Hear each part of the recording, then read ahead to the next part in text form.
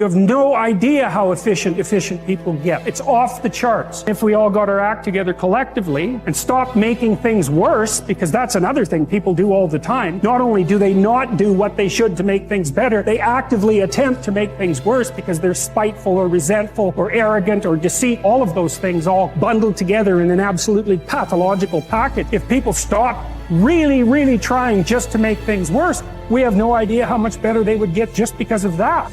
I want you to think about those goals. I want you to taste them. I want you to internalize it. I'm telling you to dream your dream because I want you to feel it. I want you to taste it. Just like when the weather is changing, you can feel it. I want you to be able to feel when you're getting closer to it and closer to it. You got to have a dream session. You got to take out 10 minutes, 15 minutes, 20 minutes, and you got to actually go in a room, close the door, and you got to see yourself doing it. You got to feel yourself doing it. You don't have to stay where you're just tolerated and not celebrated. You don't have to stay where you're not happy.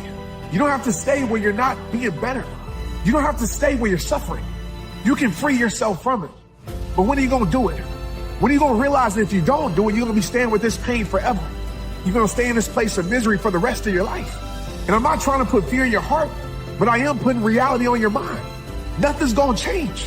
At some point, if it serves no purpose in your life, for your life, you got to free it from your life. And I know it's easier said than done, but you know it's a lot harder? Staying in pain for the rest of your life. You know it's a lot harder? Staying in chaos for the rest of your life. You know it's a lot harder? Staying in misery for the rest of your life. You can work on micro habits with regards to your conscientiousness, and I think the best micro habits is to set up some aims for yourself, goals that you actually value. Well, all right, you're going to have to put some effort into your life, and you need to be motivated to do that. And so what are the potential sources of motivation? Well, you could think about them in the big five.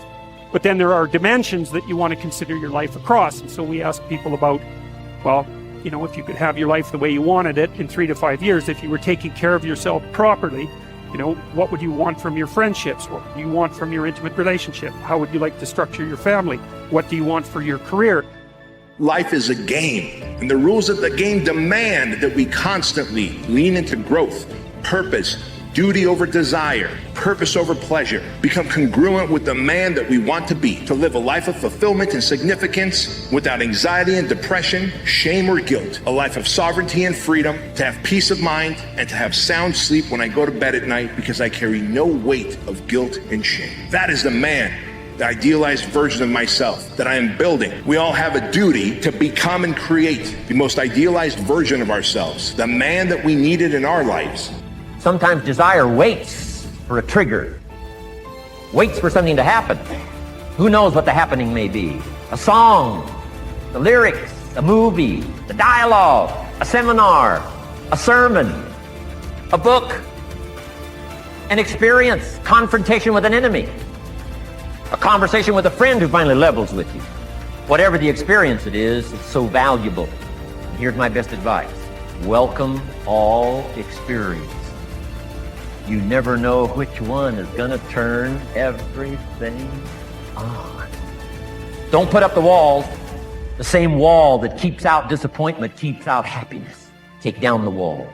Go for the experience. Let it teach you.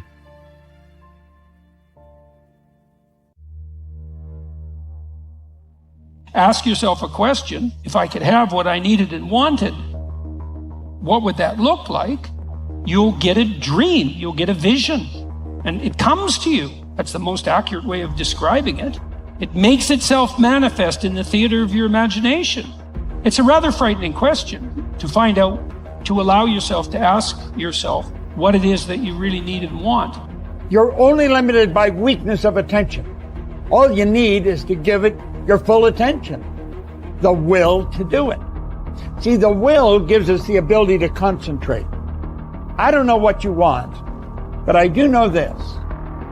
If you can think it, and you can let yourself get emotionally involved with it, and you stay focused on it, you can have it. So the only thing you need to know right now, the point is not to avoid the pain, and you need to stop asking yourself, what's the least you can do to get good?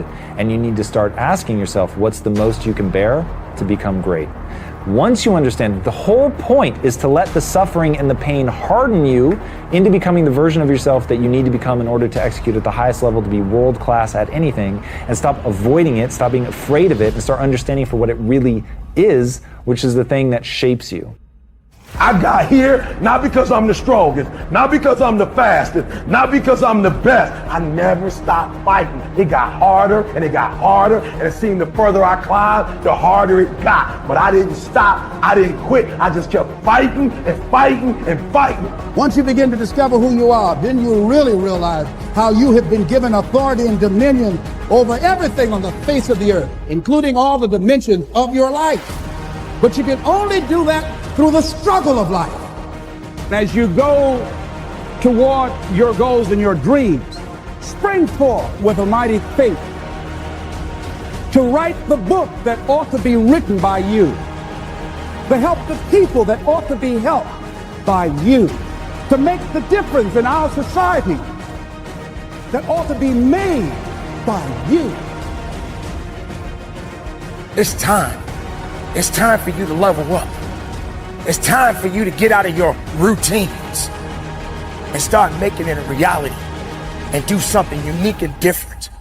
Struggle a little bit, hurt a little bit, sacrifice, and dedicate yourself. Because there's no other way. The time is right now to make a difference, to be better than you was yesterday. And you may not believe this, but you got to do more than less. You got to give a little bit more than less.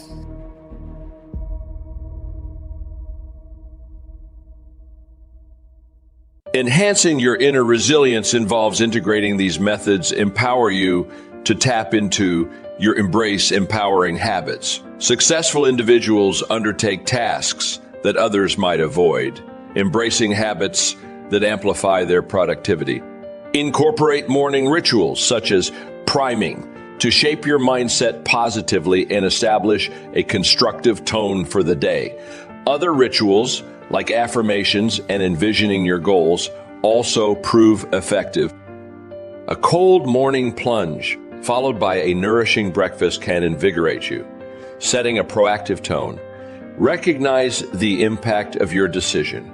Humans possess the unique gift of conscious decision-making. We can assign meaning to our experiences, opting for positivity even in challenging situations. Building inner resilience entails confronting difficulties head-on and leveraging them for personal growth. Acknowledging our role as architects of our lives empowers us to take charge and rise above circumstances. Elevate your standards. Maintaining the status quo rarely leads to significant change. Elevating your standards, however, can yield transformative results. Surround yourself with accomplished individuals who align with your aspirations. Proximity to success influences your journey, as does mentorship or professional guidance. Raising your standards contributes to a comprehensive enhancement of your life. Discover your life's purpose. A compelling purpose acts as a driving force that propels us to excel. True purpose often transcends material gain, aligning with a desire to contribute positively. Reflect on the legacy you wish to leave and the milestones you consider essential. Contemplate what achievements will bring you pride or regret. This introspection unveils your purpose, nurturing your inner resilience. Transform shoulds into musts, shifting from a casual attitude of should to a determined mindset of must injects a sense of urgency into your actions. Inner resilience thrives when you commit fully to your journey, treating each step as essential. Release the weight of the past. While our past experiences shape us, dwelling on them can hinder progress. Individuals who build inner resilience learn from failures, extracting valuable lessons, and cultivating a growth-oriented mindset. Replace disempowering narratives with positive thoughts, redirecting your mental energy towards personal development. Prioritize your focus. Directing your attention towards your goals is crucial for success. Rather than fixating on past failures, channel your energy into shaping your future. The present moment holds significance while the past is behind you and the future is shaped by your imagination. Commit to achieving your goals, making setbacks seem inconsequential. Leverage prior experiences. Drawing from past encounters can be a valuable resource for building inner resilience. During challenging times, reflect on the emotions or beliefs that helped you find strength before. Analyze how these factors have evolved over time, using past experiences to bolster your resilience. Cultivate a foundation for success. Developing inner resilience requires intentional preparation. Establish routines and a mindset that encourage the utilization of your strength. Use your abilities to work towards your goals in a purposeful manner. The importance of inner resilience.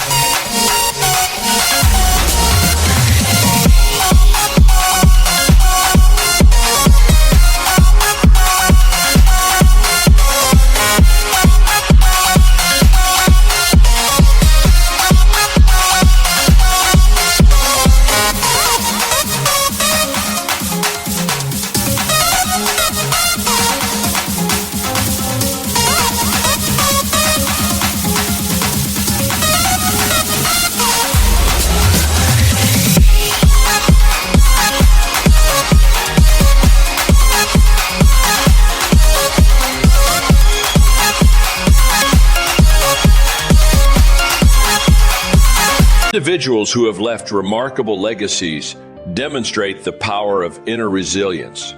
Beyond entrepreneurial achievements, inner resilience offers a sense of tranquility and purpose. It provides the strength needed to endure challenging times, fostering forgiveness and self-control. Positive thinking becomes a tool to overcome adversity. Importantly, unlocking inner resilience doesn't always stem from adversity. Anyone can tap into this potential. The journey towards personal growth, as illustrated by various stories, can be transformative without requiring rock-bottom experiences. Persistence is self-discipline in action. Your ability to persist in the face of all setbacks and temporary failures is essential to success in life. Napoleon Hill said, "Persistence is to the character of man as carbon is to steel. The primary reason for success is persistence. And, likewise, the primary reason for failure is lack of persistence, quitting too soon." There is a direct link between self-discipline and self-esteem. Each time you discipline yourself to do what you should do, when you should do it, whether you feel like it or not, your self-esteem increases. This why there is direct relationship between self-esteem and persistence. Each time you persist and force yourself to continue on, even when you